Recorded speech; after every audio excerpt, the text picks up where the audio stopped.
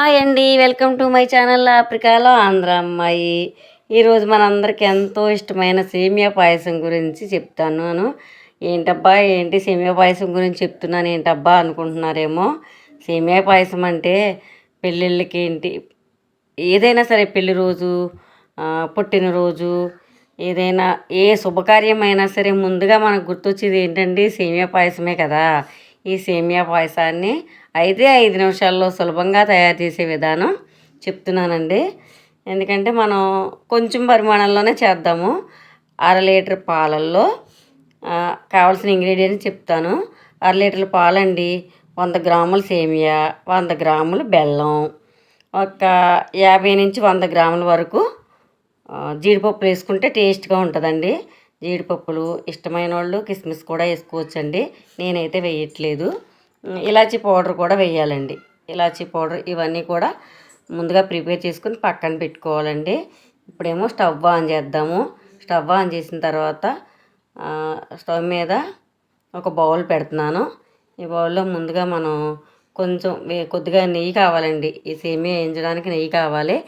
కొంచెం నెయ్యి వేసానండి. వేసిన తర్వాత సేమియాలను దోరగా వేగించానండి. ఏంటంటే సేమియా పెట్టిన తర్వాత లోలో పెట్టాలండి. మంట ఎక్కువగా ఉందనుకోండి మాడిపోతాయి. అందుకని చక్కగా దగ్గరుండి తిప్పుతా బంగారపు రంగులో వచ్చేదాకా తిప్పాలండి. తిప్పిన తర్వాత చక్కగా ఈ సేమియాని తీసి పక్కన పెట్టాను. అలాగే జీడిపప్పులు కూడా వేసానండి. తర్వాత ఇదే బౌల్లో జీడిపప్పులు కూడా వేసి వేగించానండి. చక్కగా వేగించిన తర్వాత ఈ పక్కన పెట్టాను. మనకిప్పుడు వేగించిన జీడిపప్పు సేమియా రెడీ అయిపోయి ఇలాచీ పౌడర్ చేసి పక్కన పెట్టాను. అలాగే బెల్లాన్ని కూడా పౌడర్ చేసి పక్కన పెట్టాను. ఇప్పుడు వేరే బౌల్ తీసి ఈ బౌల్ పక్కన పెట్టేశానండి. ఇందులో వేసాను అనుకోండి పాలు ఇరిగిపోతాయి. అందుకని ఈ బౌల్ పక్కన పెట్టేసి వేరే బౌల్లో పాలు పెట్టానండి. 1/2 లీటర్ పాలు. ఎక్కువ నీళ్ళు పోయకూడదండి, చక్కగా ఉంటేనే బాగుంటుంది సేమియా ఎప్పుడు కూడా. ఈ 1/2 లీటర్ పాలు స్టవ్ మీద పెట్టానండి. చక్కగా ఇది అంతా వెంటనే మరిగిపోతాయి కదా, స్టవ్ మీద అంతా 2 నిమిషాల్లో మరిగిపోతాయి. ఈ మరిగిన తర్వాత జీడిపప్పు అదే సేమియా వేయాలండి. సేమియా చక్కగా వేసిన తర్వాత ఉడికిపోయింది చూడండి, మెత్తగా ఉడికిపోయింది. ఉడికిపోయిన తర్వాత ఈ గ్యాస్ స్టవ్ ఆఫ్ చేసేసానండి. ఆఫ్ చేసి పక్కన పెట్టాను. స్టవ్ ఆఫ్ చేసిన తర్వాత చక్కగా ఈ బెల్లాన్ని, జీడిపప్పుల్ని, ఇలాచీ పౌడర్ని ఇందులో కలిపేసానండి. చూడండి 5 నిమిషాల్లో సేమియా తయారైపోయింది. అసలు ఎంత బాగుందండి. ఎవరైనా అతిథులు వచ్చారనుకోండి, మనకి వెంటనే నోరు తీపి చేయాలంటే చక్కగా సేమియా 5 నిమిషాల్లో చేసి పెట్టొచ్చండి.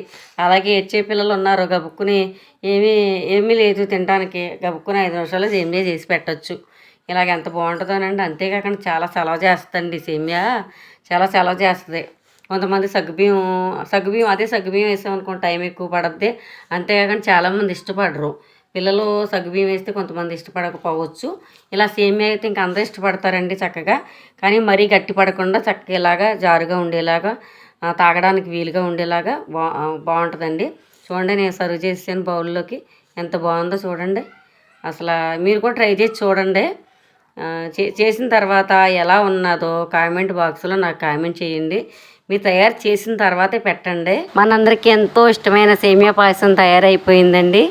ఈ వీడియో కానీ మీకు నచ్చినట్లయితే షేర్ చేయండి, సబ్స్క్రైబ్ చేయండి, లైక్ చేయండి. పక్కనే ఉన్న గంట సింబల్ మాత్రం మర్చిపోకండి ప్లీజ్. Thank you.